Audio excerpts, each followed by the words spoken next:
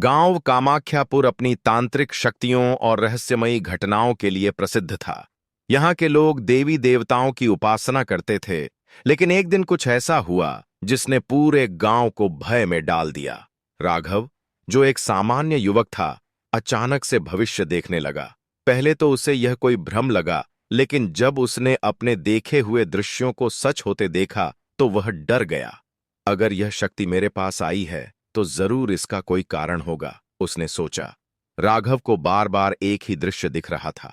पूरा गांव अंधेरे में डूबा हुआ, हर ओर चीख पुकार और एक रहस्यमयी परछाई गांव के लोगों को अपने वश में कर रही थी। यह आने वाले संकट की चेतावनी है, उसने महसूस किया।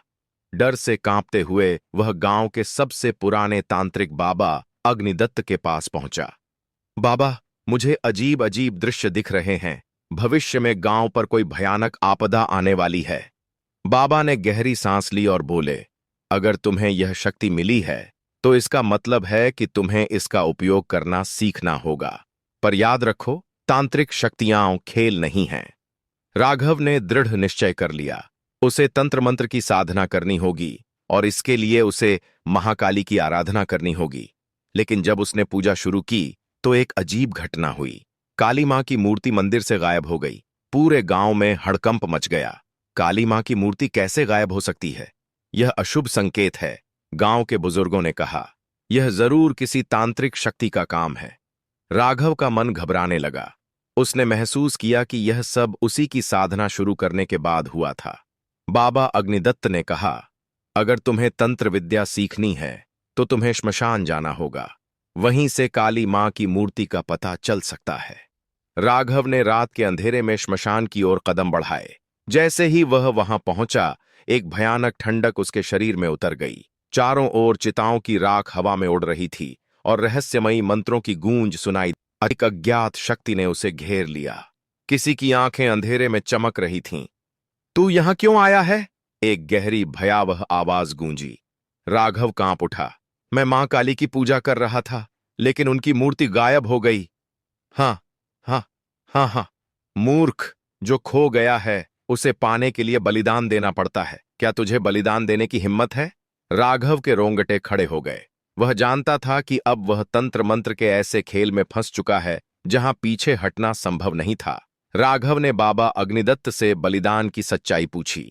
बलिदान किसी का जीवन लेना नहीं होता, बल्कि अपनी आत्मा की परीक्षा होती है, बाबा ने कहा। राघव ने श्मशान में ध्यान साधना शुरू की। धीरे धीरे उसकी आंखें बंद होने लगीं और वह किसी दूसरी दुनिया में पहुंच गया। वहां अंधेरा था, चारों ओर काले धुंध भरे हुए थे। अचानक उसे सामने एक देवी आकृति दिखी, काली मां की तरह, लेकिन उनका चेहरा अस्पष्ट था। तू मुझे खोजना चाहता है? देवी की आवाज आई। हाँ मां, मेरी शक्ति कम हो रही है, मुझे आपका आशीर्वाद चाहिए। अगर तू सच्चा साधक है तो यह परीक्षा पार कर। अचानक देवी की छाया घुलने लगी और वहां से एक भयानक दैत्य निकला। उसकी आंखें जल रही थीं और उसकी छाया हर दिशा में फैल रही थी। मैं तुम्हारी परीक्षा लेने आया हूं, वह दैत्य गुर्राया। राघव ने मंत्रोच्चारण शुरू किया, लेकिन उसकी आवाज कांप रही थी। वह पहली बार एक वास्तविक दानव के सामने खड़ा था। दैत्य आगे बढ़ा और उसके सीने पर हाथ रख दिया। राघव चीख पड़ा। उसकी आत्मा कांप उठी। राघव को ऐसा लगा जैसे वह मौत के करीब पहुंच गया हो। उसकी आंखों के सामने अंधेरा छा गया। क्या मैं मर रहा हूं? उसने सोचा। तभी एक दिव्य प्रकाश फूटा। डरो मत राघव, यह काली मां की आवाज थी। राघव की आंखें खुल गईं। वह फिर से श्मशान में था, लेकिन अब उसकी आंखों में भय की जगह शक्ति थी। उसने फिर से मंत्र पढ़ना शुरू किया और दैत्य चिल्लाने लगा। तू यह परीक्षा पार कर गया, लेकिन मां काली को पाने के लिए तुझे अंतिम द्वार खोलना होगा। राघव अब पीछे नहीं हट सकता था। राघव ने अंतिम तांत्रिक अनुष्ठान शुरू किया। पूरा गांव अब श्मशान के आसपास इकट्ठा हो चुका था। हवा में बिजली सी लहराने लगी, पेड़ कांपने लगे। राघव ने अपनी आंखें बंद कीं और जोर से मंत्र बोला।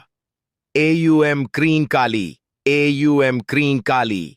अचानक काली मां की मूर्ति आसमान से गिरती हुई जमीन पर आ गई। पूरा गांव झुक गया। काली मां की मूर्ति पहले से ज्यादा। गांव कामाख्यापुर अपनी तांत्रिक शक्तियों और रहस्यमयी घटनाओं के लिए प्रसिद्ध था।